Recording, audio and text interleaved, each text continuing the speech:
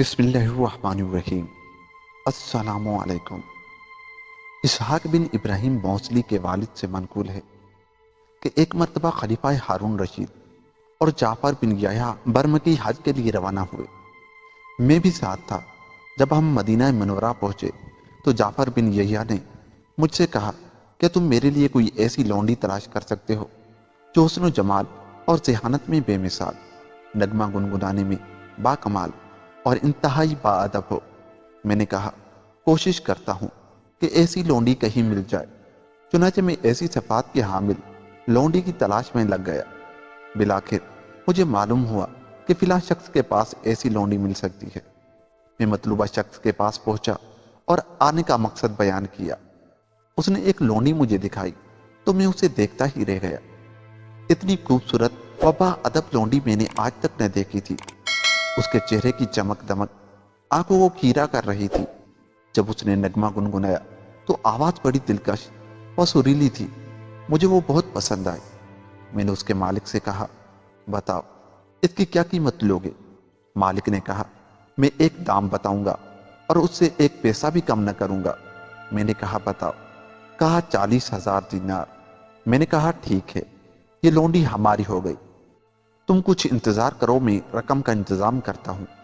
کہا ٹھیک ہے، یہ لونڈی تمہاری ہے، تم رقم لے آؤ۔ چنانچہ میں جعفر بن یحییٰ کے پاس آیا اور کہا جیسی لونڈی آپ کو مطلوب تھی وہ مل گئی ہے۔ اس میں وہ تمام صفات بدرجہ اتم پائی جاتی ہے جو آپ نے بتائی تھی۔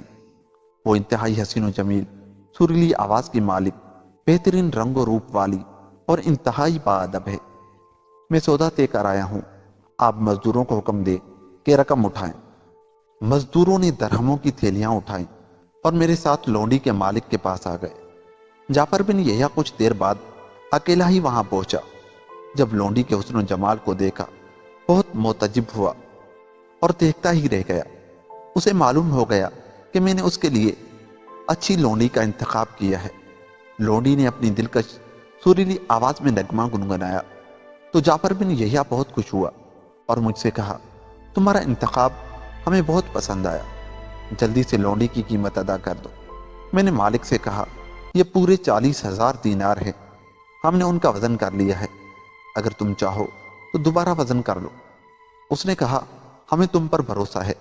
جب لونڈی نے ہماری گفتگو سنی تو اپنے مالک سے کہنے لگی میرے سردار، یہ آپ کیا کر رہے ہیں؟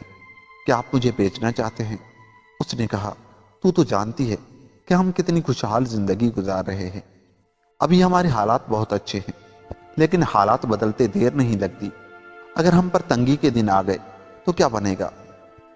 میں تو کسی کے سامنے کبھی بھی ہاتھ نہیں پھیلا سکتا، لہذا حالات کے پیش نظر میں نے یہی فیصلہ کیا کہ تجھے کسی ایسے شخص کے ہاتھ فروخت کر دوں جو تجھے ہمیشہ خوش رکھے اور وہاں تیری تمام خواہشات پوری ہو سکے۔ لونڈی نے بڑی غمگین آواز میں کہا میرے آقا، خدا کی قسم، اگر آپ کی جگہ میں ہوتی اور میری جگہ آپ ہوتے تو میں تمام دنیا کی دولت کے بدلے بھی آپ کو فروخت نہ کرتی۔ کیا آپ کو اپنا وعدہ یاد نہیں؟ آپ نے ہی تو وعدہ کیا تھا کہ کبھی بھی تجھے بیچ کر تیری رقم نہیں کھاؤں گا۔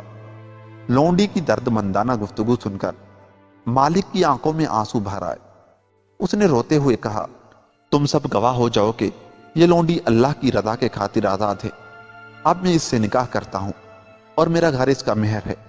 جب عقد نکاح ہو گیا تو جعفر بن یحییٰ نے مجھ سے کہا چلو واپس چلتے ہیں۔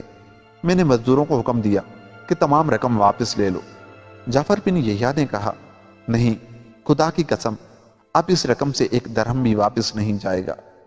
پھر لونڈی کے مالک کی طرف متوجہ ہو کر کہا یہ تمام رقم تجھے مبارک ہو، اس سے اپنی اور اپنی نئی منکوحہ کی ضروریات پوری کرو۔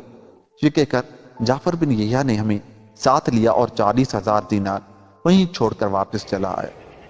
دوستو، یہ ہے نکاح کی برکت۔ نکاح کی برکت سے اسے وہ لونڈی بھی مل گئی اور لونڈی کی رقم بھی۔